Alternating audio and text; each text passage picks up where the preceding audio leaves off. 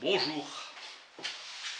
César Chesneau du Marsay, Pierre-Émile Fontanier, Les Tropes, tome 1.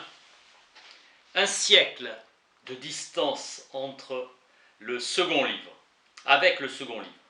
Ouvrage le plus représentatif de la rhétorique classique. Rhétorique, art du discours complet.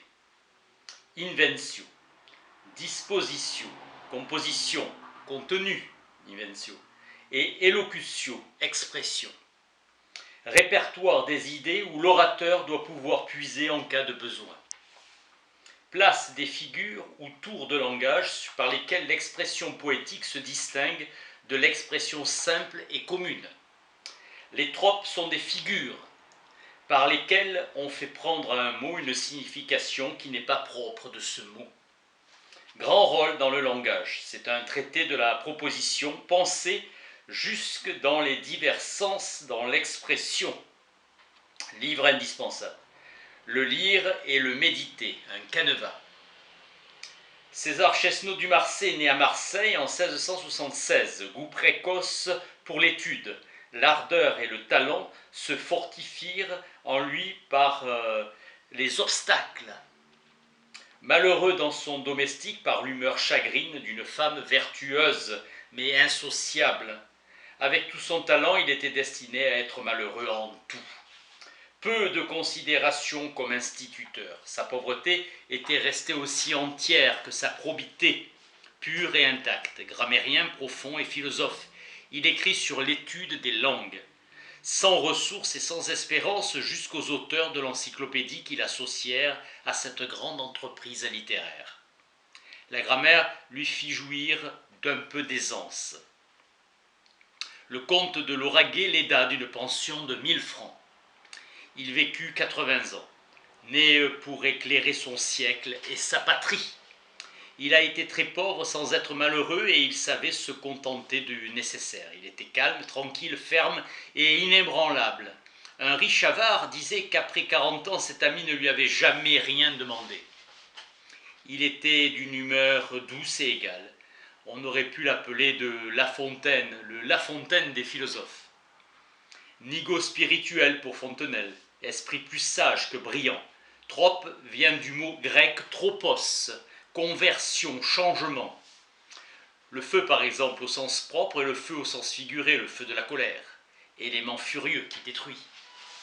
Netteté et justesse de cette précision qui font le prix des conversations qu'on entend. Un homme riche crut que les tropes étaient un peuple. Je gardai néanmoins le titre car l'auteur se dit de conserver le nom propre de l'art, se doit de conserver le nom propre de l'art dont il a traité.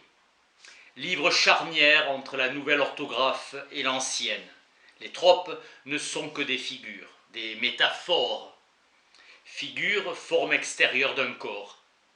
La Bruyère dit que la médiocrité est insupportable en poésie, musique, peinture et discours public.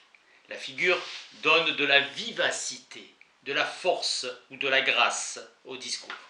Les figures sont des manières de parler distinctement des autres par une modification particulière. Quand on prend un mot dans le sens figuré, on le tourne afin de lui faire signifier ce qui ne signifie pas dans le sens propre. Fait connaître ce que l'on pense. Il y a autant de tropes qu'il y a de manières différentes. Le sens propre d'un mot, c'est la première signification du mot. Dans le sens propre, le mot signifie ce pourquoi il a été premièrement établi. Sinon, sous une forme empruntée, sous une figure, on dit que ce mot est au figuré.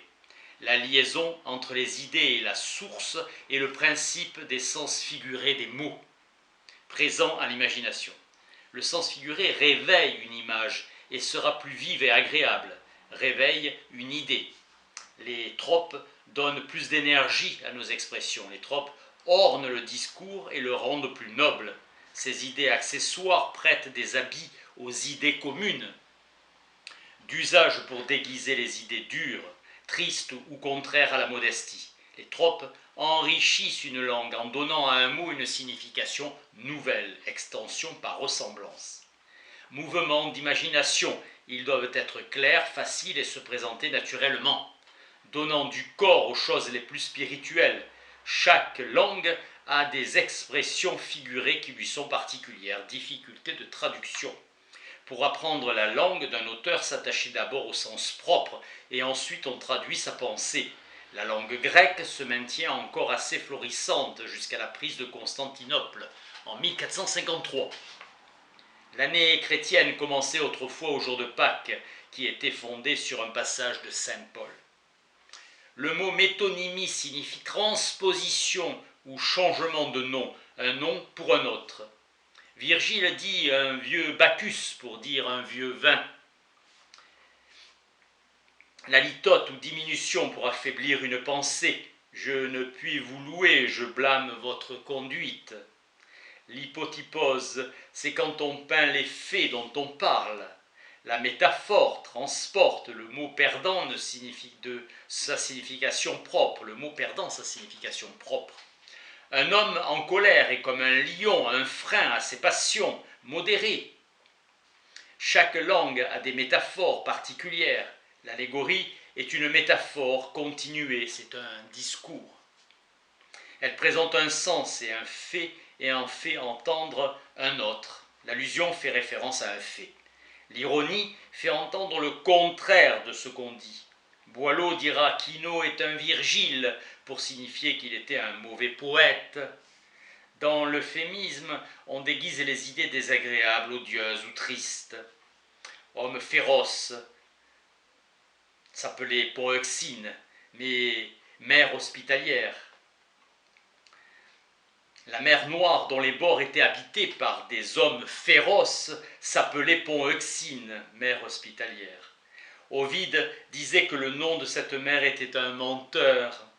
Une phrase est une expression, la périphrase est un assemblage de mots qui expriment en plusieurs paroles ce qu'on aurait pu dire en moins et souvent en un seul mot. L'onomatopée est une figure par laquelle un mot imite le son naturel de ce qu'il signifie, un glou-glou. Pour abréger, on fait une proposition dont un membre est positif, affirmatif, et l'autre négatif, les joignant par une conjonction. L'amour n'est qu'un plaisir et l'honneur un devoir. L'homme sage est toujours en état de tout écouter, de tout entendre et de profiter des avis qu'on lui donne. Un homme parle avec emphase quand son style est empoulé, recherché. Dans le langage ordinaire, abstrait se prend pour subtil et qui demande de la méditation. Le grand art de la didactique est de savoir profiter des connaissances qui sont déjà dans l'esprit de ceux à qui on veut instruire pour les mener à celles qu'ils n'ont point, du connu à l'inconnu. S'il y avait des synonymes parfaits, il y aurait deux langues dans une même langue. On juge de la richesse d'une langue par le nombre des pensées qu'elle peut exprimer, non par le nombre des articulations de la voix.